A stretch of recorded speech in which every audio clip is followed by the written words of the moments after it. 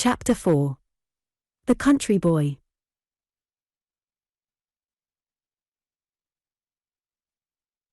The Napoleonic Wars so drained the flower of French manhood that even today the physical stature of the average Frenchman is nearly half an inch below what it was at the beginning of Napoleon's reign.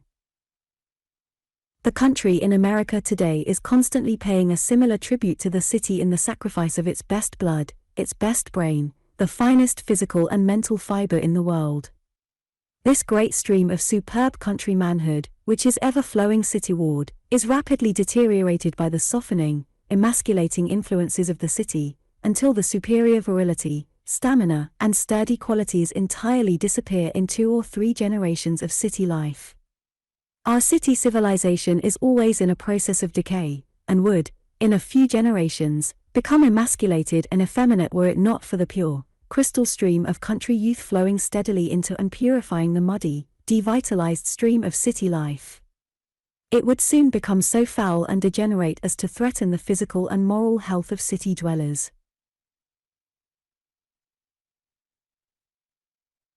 One of our great men says that one of the most unfortunate phases of modern civilization is the drift away from the farm, the drift of country youth to the city, which has an indescribable fascination for him.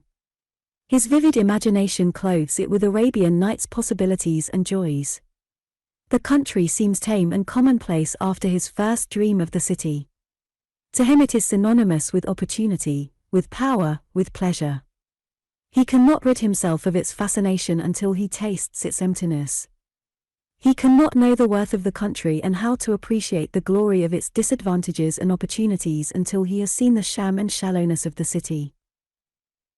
One of the greatest boons that can ever come to a human being is to be born on a farm and reared in the country. Self-reliance and grit are oftenest country-bred. The country boy is constantly thrown upon his own resources, forced to think for himself, and this calls out his ingenuity and inventiveness. He develops better all-round judgment and a more level head than the city boy. His muscles are harder, his flesh firmer, and his brain fiber partakes of the same superior quality.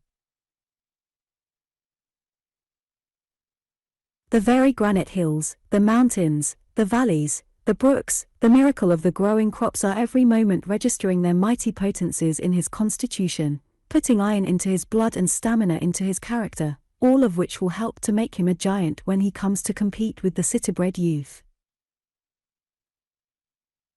The sturdy, vigorous, hardy qualities, the stamina, the brawn, the grit which characterize men who do great things in this world, are, as a rule, country-bred.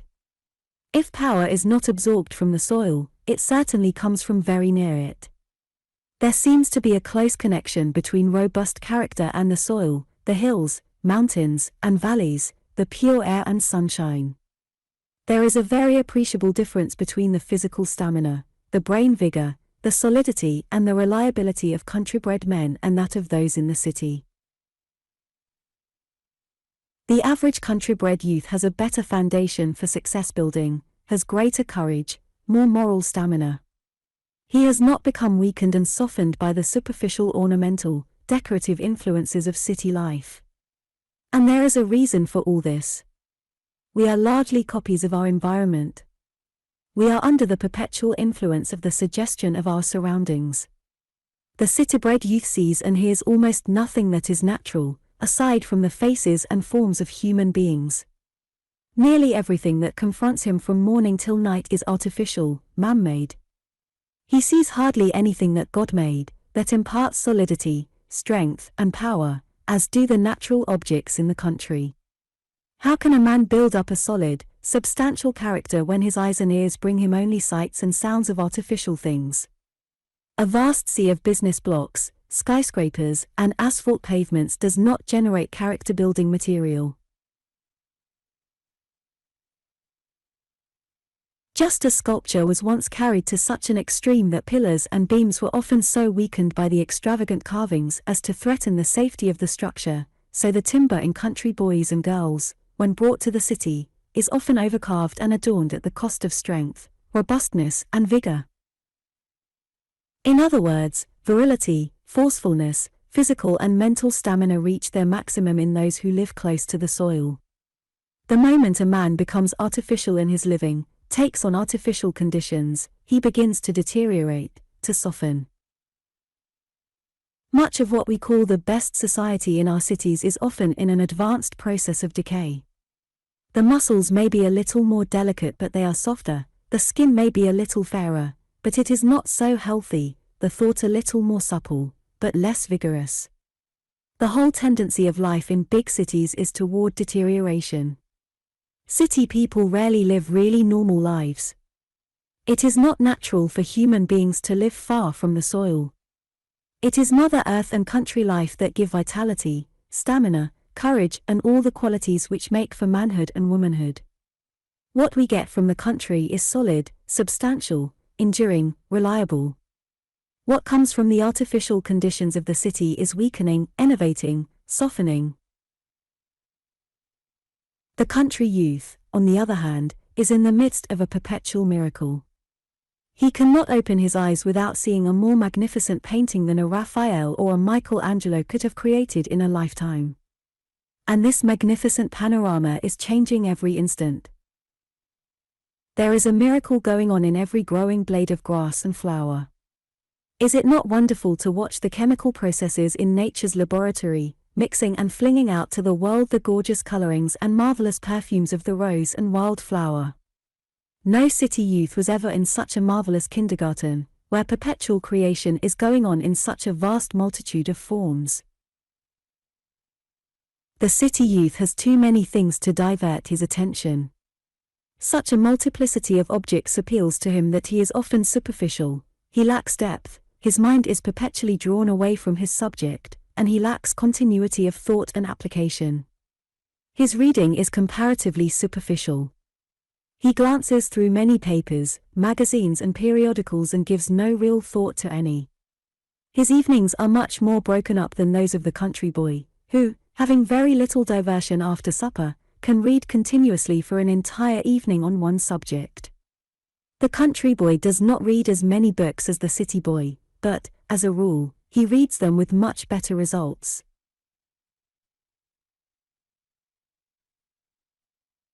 The dearth of great libraries, books and periodicals is one reason why the country boy makes the most of good books and articles, often reading them over and over again, while the city youth, in the midst of newspapers and libraries, sees so many books that in most instances he cares very little for them, and will often read the best literature without absorbing any of it. The fact is that there is such a diversity of attractions and distractions, of temptation and amusement in the city, that unless a youth is made of unusual stuff he will yield to the persuasion of the moment and follow the line of least resistance. It is hard for the city-bred youth to resist the multiplicity of allurements and pleasures that bid for his attention, to deny himself and turn a deaf ear to the appeals of his associates and tie himself down to self-improvement while those around him are having a good time.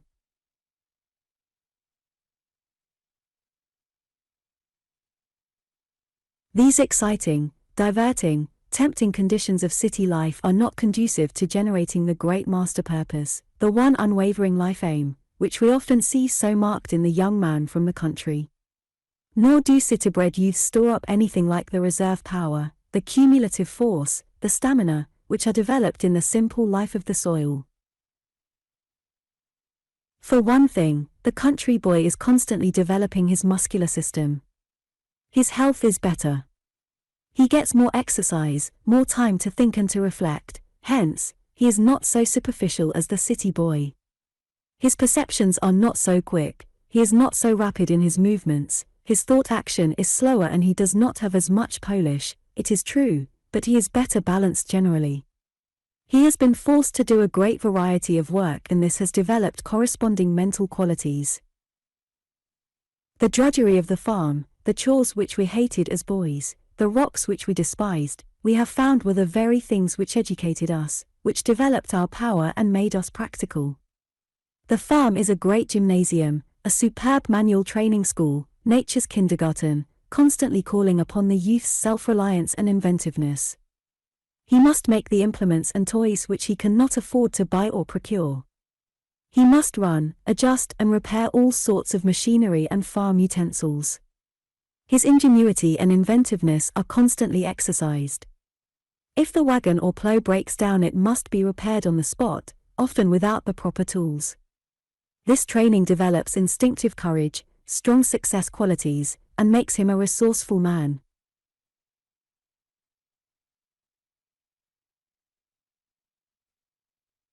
Is it any wonder that the boy, so trained in self-reliance, so superbly equipped with physical and mental stamina, should take such preeminence, should be in such demand when he comes to the city? Is it any wonder that he is always in evidence in great emergencies and crises? Just stand a stamina-filled, self-reliant country boy beside a pale, soft, stamina-less, washed-out city youth. Is it any wonder that the country-bred boy is nearly always the leader, that he heads the banks, the great mercantile houses? It is this peculiar, indescribable something, this superior stamina and mental caliber, that makes the stuff that rises to the top in all vocations. There is a peculiar quality of superiority which comes from dealing with realities that we do not find in the superficial city conditions. The life-giving oxygen, breathed in great inspirations through constant muscular effort, develops in the country boy much greater lung power than is developed in the city youth, and his outdoor work tends to build up a robust constitution. Plowing, hoeing, mowing, everything he does on the farm gives him vigor and strength. His muscles are harder, his flesh firmer, and his brain fiber partakes of the same superior quality. He is constantly bottling up forces, storing up energy in his brain and muscles which later may be powerful factors in shaping the nation's destiny, or which may furnish backbone to keep the ship of state from floundering on the rocks.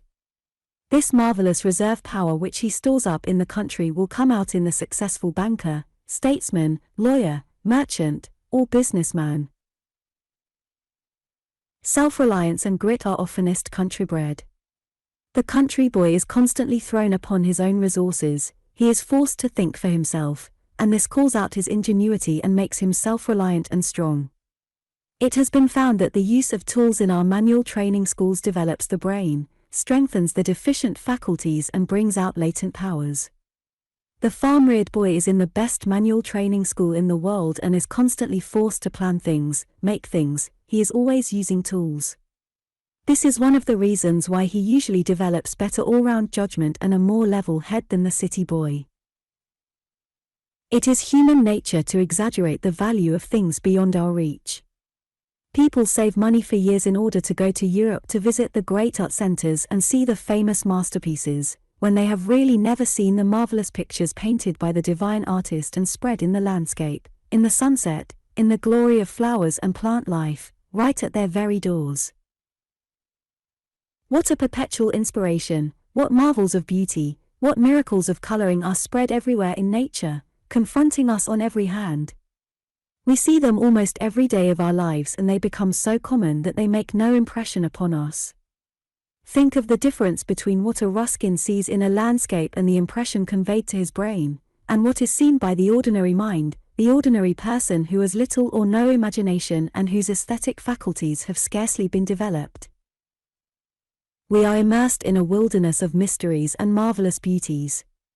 Miracles innumerable in grass and flower and fruit are performed right before our eyes. How marvelous is nature's growing of fruit, for example. How she packs the concentrated sunshine and delicious juices into the cans that she makes as she goes along, cans exactly the right size, without a particle of waste, leakage or evaporation, with no noise of factories, no hammering of tins. The miracles are wrought in a silent laboratory, not a sound is heard, and yet what marvels of skill, deliciousness and beauty. What interrogation points, what wonderful mysteries, what wit sharpeners are ever before the farmer boy, whichever way he turns. Where does all this tremendous increase of corn, wheat, fruit and vegetables come from? There seems to be no loss to the soil, and yet, what a marvelous growth in everything. Life, life, more life on every hand. Wherever he goes he treads on chemical forces which produce greater marvels than are described in the Arabian Nights. The trees, the brooks, the mountains, the hills, the valleys, the sunsets, the growing animals on the farm, are all mysteries that set him thinking and to wondering at the creative processes which are working on every hand. Then again, the delicious freedom of it all, as contrasted with the cramped, artificial life in the city. Everything in the country tends to set the boy thinking, to call out his dormant powers and develop his latent forces. And what health there is in it all! How hearty and natural he is in comparison with the city boy, who is tempted to turn night into day, to live an artificial, purposeless life. The very temptation in the city to turn night into day is of itself health undermining, stamina dissipating, and character weakening.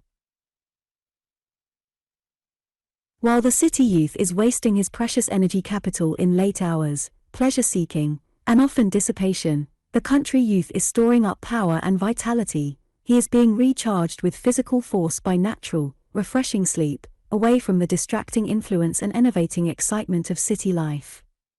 The country youth does not learn to judge people by the false standards of wealth and social standing. He is not inculcated with snobbish ideas. Everything in the great farm kindergarten teaches him sincerity, simplicity, and honesty. The time was when the boy who gave no signs of genius or unusual ability was consigned to the farm, and the brilliant boy was sent to college or to the city to make a career for himself. But we are now beginning to see that man has made a botch of farming only because he looked upon it as a sort of humdrum occupation, as a means provided by nature for living getting for those who were not good for much else. Farming was considered by many people as a sort of degrading occupation desirable only for those who lacked the brains and education to go into a profession or some of the more refined callings. But the searchlight of science has revealed in it possibilities hitherto undreamed of. We are commencing to realize that it takes a high order of ability and education to bring out the fullest possibilities of the soil, that it requires fine-grained sympathetic talent.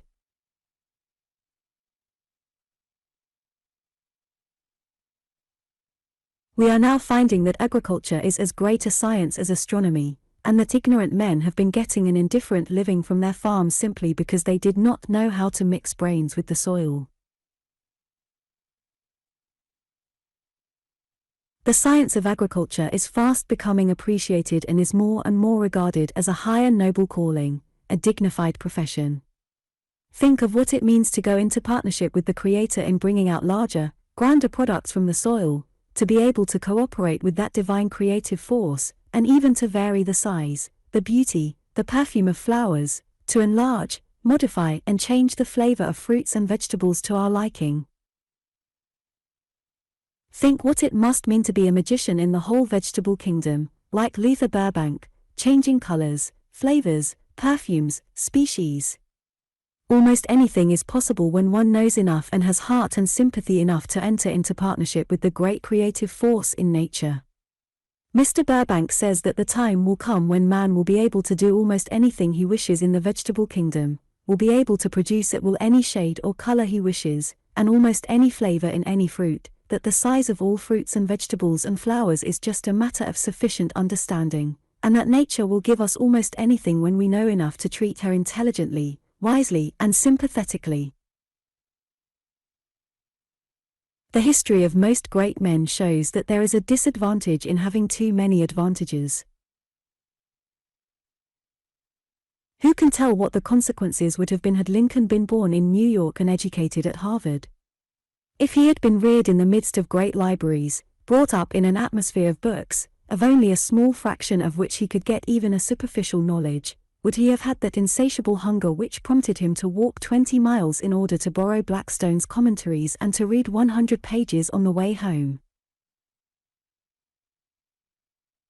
What was there in that rude frontier forest, where this poor boy scarcely ever saw anyone who knew anything of books, to rouse his ambition and to stimulate him to self-education? Whence came that yearning to know the history of men and women who had made a nation, to know the history of his country? Whence came that passion to devour the dry statutes of Indiana, as a young girl would devour a love story? Whence came that all-absorbing ambition to be somebody in the world, to serve his country with no selfish ambition? Had his father been rich and well-educated instead of a poor man who could neither read nor write and who was generally of a shiftless and roving disposition, there is no likelihood that Lincoln would ever have become the powerful man he was. Had he not felt that imperious must calling him, the prod of necessity spurring him on, whence would have come the motive which led him to struggle for self-development, self-unfoldment. If he had been born and educated in luxury, his character would probably have been soft and flabby in comparison with what it was. Where in all the annals of history is there another record of one born of such poor parentage and reared in such a wretched environment, who ever rose to such eminence? Imagine a boy of today, so hungry for an education that he would walk 9 miles a day to attend a rude frontier school in a log cabin. What would the city boys of today, who do not want to walk even a few blocks to school, think of a youth who would do what Lincoln did to overcome his handicap?